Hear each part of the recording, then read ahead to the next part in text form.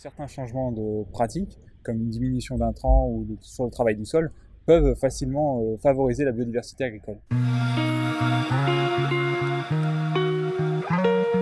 C'est un programme lancé en 2011 par le ministère de l'Agriculture et le Muséum d'histoire naturelle de suivi de la biodiversité agricole.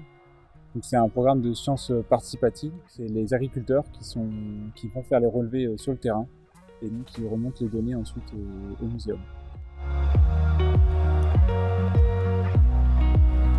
On met donc 2 nichoirs en bordure de parcelles, et donc qui sont des tubes en carton. Et donc les abeilles solitaires, donc pas les abeilles à miel, viennent faire leur nid dedans et les boucher. Et donc l'agriculteur vient ensuite regarder la matière qui bouche le nid, donc de la terre, des feuilles mâchées, du coton.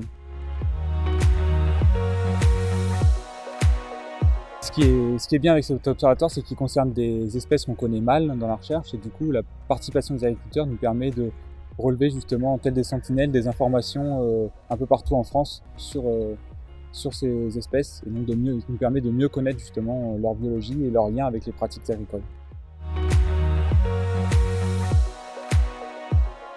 Donc une partie des tendances qu'on a observées sont inquiétantes, comme par exemple en grande culture la baisse des espèces volantes, les abeilles et les papillons, renforcée par l'utilisation de produits comme les pesticides ou la fertilisation minérale.